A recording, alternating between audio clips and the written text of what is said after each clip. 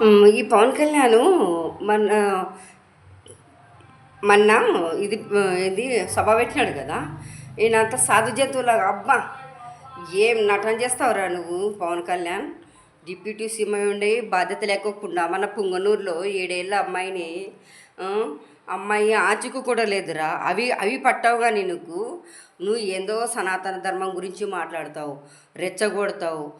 గత ప్రభుత్వము లడ్డులు అయోధ్యకు పంపించిందని పరంబోకి మాటలు మాట్లాడతావురా నువ్వు. వచ్చి ఏం బతుకురా నీది. గొడవకు వస్తావా గొడవకు? నేను గొడవకు వస్తాను, గొడవ దిగుతానంటావా? సుప్రీంకోర్టు మీకు మొట్టకాయలు వేసింది, అయినా మీకు సిగ్గు లేదరా నీకు అసలు? కొంచెమే నీకు మనస్సాక్షి అని ఉండదురా?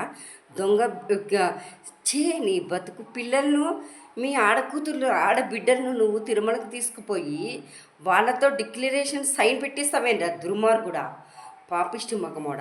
నీ భార్యనో నీ అన్ననో తీసుకుపోయితే బాగుంటుండ. జనాలు కూడా అయ్యో అని అనుకుంటాండ్రి. కానీ ఆడపిల్లలకు రాజకీయాలు లాగినావు కదరా లోపరమకమోడ, దారిద్రుడు వచ్చి. ఏం మనిషివరా నువ్వు అసలుకు? పవన్ కళ్యాణ్ నీకు అంటూ మనస్సాక్షి లేదా? ఆడపిల్లలను మీ పరిపాలనలో ఎంతోమంది చేస్తుంటే ఎంతోమంది చంపేస్తున్నారు, అయినా మీకంటే ఏం ఉండదా? కొంచెమే అసలు మనస్సాక్షి లేదరా మీకు అసలుకు? మీ కూటమి ప్రభుత్వానికి సూపర్ 6 100 రోజు పాలన మిమ్మల్ని ఎంత జనాలు చీకొడుతున్నారు, అయినా కానీ మీకు మనస్సాక్షి అనేది లేదు. ఏం మనిషిలో ఏం కథ డిక్లరేషన్ అంటావు.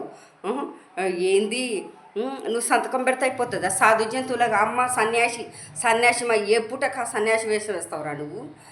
నీ దత్త తండ్రికి అవసరం వస్తే దిగేస్తావు. సన్యాసి వేషం అబద్ధాలు ఆడుతారా? నీ నోరు పడిపోతుందిరా దుర్మార్గుడా, నోరు పడిపోతుంది, గుర్తుపెట్టుకో.